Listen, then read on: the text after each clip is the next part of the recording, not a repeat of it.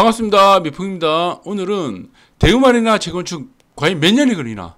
자, 이 부분에 대해서 간략하게 한번 언급해 보도록 하겠습니다. 지금 대우마리나가 과연 이 재건축이 몇 년이 걸릴까? 이 부분에 대해서 많이 궁금해 하시는 분들이 많습니다. 그리고 이 부분에 대해서 여러분들이 많은 다른 사람들도 마찬가지지만 많은 의견들이 엇갈리고 있다. 그래서 이거는 제 개인적인 의견입니다. 제가 개인적인 의견에 따라서 한번 객관적으로, 과학적으로 한번 풀어보도록 하겠습니다.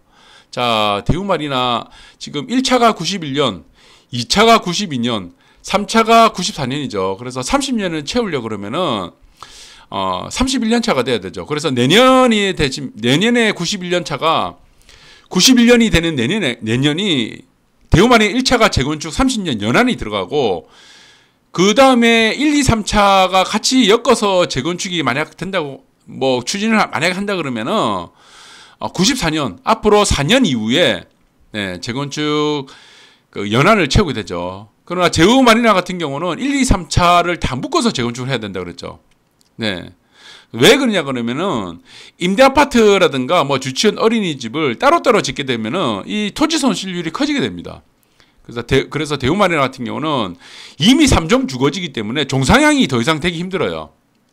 준주거지나 상업지는 불가능하다.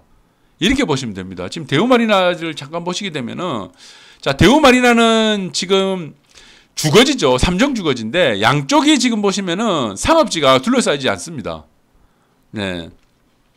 대우마리나는 상업지가 아니기 때문에 양쪽이, 그리고 왼쪽도 마찬가지죠. 자, 이 부분이 오른쪽으로는 상업지가 있는데 지금 상업지로 완전히 둘러싸여 있는 게 아니에요.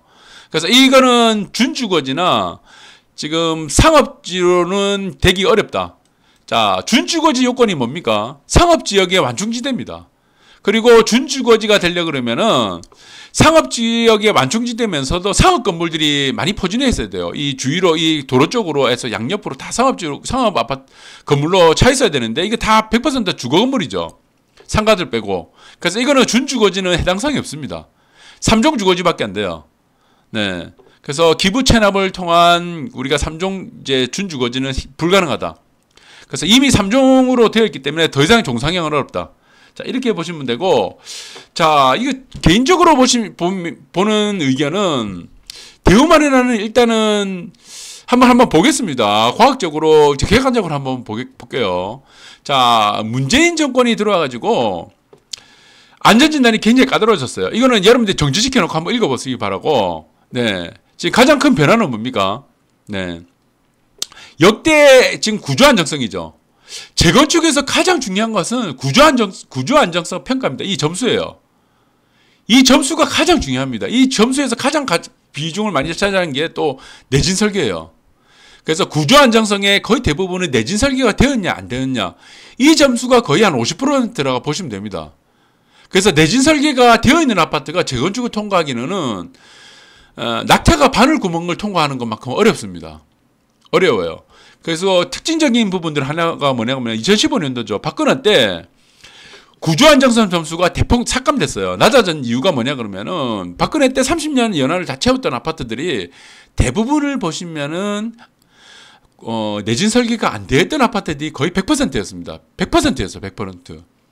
그렇기 때문에 더 이상 구조 안정성에 대해서는 언급을 안 하겠다는 표현으로 20% 낮춰준 겁니다. 그리고 정비 사업을 좀 더 완화시켜줬다. 이분이고, 평균적으로 보시면 40에서 50%다. 이렇게 보시면 됩니다. 구조 안정성. 그래서 내진 설계가 되어 있는 아파트가 통과하기라는 거는 굉장히 어렵다. 자, 그리고 창목들을 보시면은 개정을 보시기 바랍니다. 개정이 지금 문재인 정권 들어와가지고 2018년도죠. 바뀐 거죠. 자, 개정이 어떻게 됐습니까? 주거환경이 15%죠. 주거환경의 가장 대부분을 차지한 게 뭐죠? 네, 주차죠, 주차 공간. 이거를 우리가 주거점수라 그러는데, 주차 공간이 충분하냐, 흡족이 되느냐, 보통이냐, 부족하냐, 이 점수가 차지하는 비중입니다. 자, 예전에는 주차 공간이 차지하는 비중이 재건축에 굉장히 높은 점수를 차지했어요. 이 40%였어요. 왜냐하면은 이중 주차를 하게 되고 주차 공간이 부족하다 보니까 삶의 질을 굉장히 떨어뜨리는 겁니다. 그래서 주거 환경 점수가 굉장히 높았는데, 자, 문재인 정권이 들어와서는 구조 안정성, 즉 다시 말해서 내진 설계가 되었냐 안 되었냐를 굉장히 크게 보고 있다. 네, 이 구조 안정성을 굉장히 크게 보고 있습니다. 네, 그 다음에 뭡니까? 건축 마감 노후 설비도, 설비 노후도. 이 부분은 여러분들이 아파트에 보시면은 장기 수선 충당금을 거의 아파트마다 거의 비슷하게 한 10,000원 정도로 내고 있어요. 그래서 세입자가 살든 집주인이 살든 뭐 10,000원씩 내고 있는데, 나중에 세입자가 이제 퇴거를 할 때는 집주인한테 자기가 냈던 장기 수선 충당금을 다시 받아야 됩니다. 우리 관리사무실 가갖고 장기 수선 충당금 냈던 그 항목을 냈던 그 명세서를 떼려 그러면은 뭐 관리실 떼주죠. 그러면 그 집주인한테 가가지고 돈을 돌려받을 수 있어요. 예, 이게 보시면 뭐냐 그러면은 뭐 하자라든가, 예, 그럼 뭐 농물이 나온다 이런 부분이죠. 이건 뭐 배관공사를 하거나 뭐 다 할 수가 있죠. 하자라든가 건축 마감이라든가 이런 부분들은 우리가 신축 아파트도 다 발생하는 문제입니다. 그래서 이 부분이 높은 점수를 차지할 수가 없어요. 예, 높은 점수가 건물이 무너지지 않는다면은 다 이제 관리가 충분히 되기 때문에 이 점수는 높아질 수가 없다. 네, 신축 아파트도 이런 식으로 따지면 다 재건축이 가능하죠. 예, 하자가 있으면 뭐 빗물 셀고, 신축 아파트라고 뭐 빗물 안 셉니까? 예, 막 옆에서 막 소리 안 납니까? 다 똑같습니다. 그래서 구조 안정성 점수가 가장 높다. 그리고 비용 분석이라는 거는 경제성 분석이라고 하기도 하고, 뭐 사업성 분석이라고도 합니다. 이거는 이제 재건축이 될 때 이게 과연 사업성이 있는가? 네. 한 가구당 뭐 비용이 막 10억씩 들어간다. 지금 현재 아파트 가격이 3억인데, 비용 분석을 해보니까 재건축을 하려니까 이게 한 가구당 뭐 5억씩 들어간다. 이러면은 이게 재건축 할 수가 없죠. 이게 바로 사업성 분석이죠. 예, 비용 분석이고. 자, 이렇게 보시면 된다. 그래서 이 항목들을 자세히 보시면은 잘 봐야 된다. 이 항목들이 이제 가장 중요한 구조 안정성이 이게 낮아질 수가 없다. 그 낮아지더라도 40% 정도이기 때문에, 제 개인적인 의견은 뭐냐 그러면은 2024년도에 앞으로 4년 후에 대흥마리나가 재건축 단지가 된다고 하더라도 이 점수대로서 지금 이제 다음 정권이라든가 지금 문재인 정권 같은 경우는 규제를 풀 생각이 전혀 없어요. 풀 생각 전혀 없습니다. 네, 그렇기 때문에 다음 정권이 어떻게 지금 구조 안정성을 낮춰주냐, 이게 포커스입니다. 그런데 아까도 말씀드렸지만 이제 내진 설계된 아파트가 건축연한에 30년이나 건축연한에 이제 포함되기 시작하기 때문에 이 구조안정성 점수는 절대로 낮아질 수가 없다. 이거 굉장히 희박합니다. 구조안정 점수가 낮아질 가능성은요. 그래서 자, 여러분들 보시면은 대흥마리나는 2024년도에 재건축 연한이 30년이 포함되더라도 그 2024년 이후에 10년까지는 이거 안전진단을 우리가 평가하는 이거 신청을 할 수가 없어요. 왜? 지금 35년 된 보시면은 내진 설계도 안 돼 있고 지하 주차장이 없어서 주거 환경 점수가 굉장히 낮은 뭐 뉴비치라든가 이런 아파트도 안전진단 신청을 안 합니다. 그런데 지하 주차장까지 있고, 예? 주거 환경이 어떻게 지금 주차 대수가 충분히 있죠. 2대 정도 충분히 있는 대우마리나에서, 예? 거기다가 내진 설계까지 되어 있는 아파트가 2024년에서 10년 지났다 2034년 됐다고 안전진단 들이매느냐, 못 내맵니다 이거. 그래서 재건축 안전진단은 제가 볼 때는 리모델링으로 만약에 간다고 한다면은 앞으로 한 15년 정도, 15년이 아니고 2024년 이후에서 15년, 그러니까 지금으로부터 한 20년 정도 지나야지 리모델링을 할 수 있는 안전진단 C등급을 받을 수 있는 위치까지 시간이 갈 수 있다고 저는 보고 있고, 저기서 보시면 안전진단을 D등급을 받기 위해서 재건축을 안전진단을 우리가 지금 신청하는 경우라면은 지금 시점에서 최소 30에서 35년은 지나야 됩니다. 저는 그렇게 보고 있어요. 현실적으로 그렇습니다. 현실적으로. 네. 자, 지금부터 최소한 30년 이상은 지나야지 안전진단 D등급 정도는 받을 수 있다. 저는 이렇게 보고 있습니다. 네. 그래서 여러분들은 이 헷갈리면 안 돼요. 이 객관적으로 봐야 됩니다. 객관적으로. 네. 지금 비용 분석이라는 거는 이 바뀌진 않습니다. 이거는 사업성 분석이기 때문에 이 사업성 분석은 어차피 건설사들이 지금 알아서 하는 거예요. 이 비용 분석 점수는 큰 의미 없어요. 예.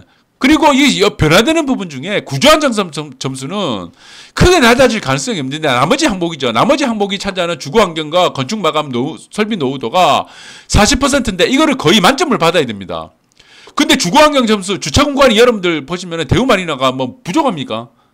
이중주차입니까? 아니죠. 건축마감 노후 설비도가 어떠죠? 이게 굉장히 뭐 좀 쓰러져 갑니까? 아니죠. 그렇기 때문에 이 위에 세 군데 아파트가 이 세 군데죠. 주거환경, 건축마감, 설비 노후하고 이 구조안정성 이 세 군데가 최소한 D등급을 받으려면 최소 못해도 30년 이상은 지나야 된다. 그렇게 보고 있습니다. 그래서 여러분들이 냉정하게 봐야 되는데 대우마리나 입지는 여러분들이 잘 보시면 아시겠지만 저는 이제 대리운전이 직업이기 때문에 여기를 한 수천 번 갔습니다. 수백 번 갔어요. 근데 대우마리나가 가지는 입지적인 특징은 뭐냐 그러면은 저는 여러 군데 아파트를 많이 가봤는데 대우마리나가 가지는 입지의 가장 큰 장점이 뭐냐 그러면은 특징이죠. 장점이 되기도 하고 특징이 뭐냐 하면은 대우마리나 같은 입지 아파트는 부산에 흔치 않습니다. 이 굉장히 드물어요. 대우마리나 앞에 마린시티가 없었다면요. 대우마리나 1, 2, 3차는 전평형이요. 뭐 3차 빼고는요. 경남마리나하고 대우마리나 1차, 2차는 10억 이상 밑으로 없습니다. 예. 여기 마린시티라는 이 것 때문에 굉장히 마이너스 요인을 차지하는 게 불행하게도 대우마리나입니다. 경남마리나고요. 지금 지금 자이 들어와가지고 마린자이 들어와갖고 이또 경남마린 일부는 또 가리고 완벽한 입지가 될 수 있는 부분들이 조망을 다 가려놔버렸죠. 그래서 이 조망이라는 부분이 다 이 디스카운트 시켜놨어요. 핸들을 가져왔어요. 핸디캡을 딱 작용을 한 부분이죠. 그런데 대우마리나가 가진 입지는 굉장히 희소한 입지다. 여러분들이 이 부분을 잘 생각해야 됩니다. 왜 그러냐면은 완전 평지죠. 거의 평지죠. 완전 거의 평지라 보시면 됩니다. 앞에 보시면은 지금 이 홈플러스 앞에 가는 조그만 언덕이 좀 있죠. 약간 완만한 경사고 나머지는 다 평지예요. 평지의 대단지 아파트는 그리고 초역세권 아파트는 굉장히 드물다. 이게 자동에 몇 군데가 있고 나머지 보시면은 동부올림픽이죠. 동부올림픽도 굉장히 희귀한 입지입니다. 사실은 사람들이 이 부분을 잘 눈을 못 떼고 있는데 동부올림픽은 만약에 40년 후에 재건축된다 그러면은 부산 최초로 초역세권의 조망 있는 아파트예요. 초역세권의 조망권, 완벽한 이 영구 조망권을 가진 아파트는 동부올림픽 하나밖에 없습니다, 이제. 예. 광안대교 조망을 가진 아파트는요. 예.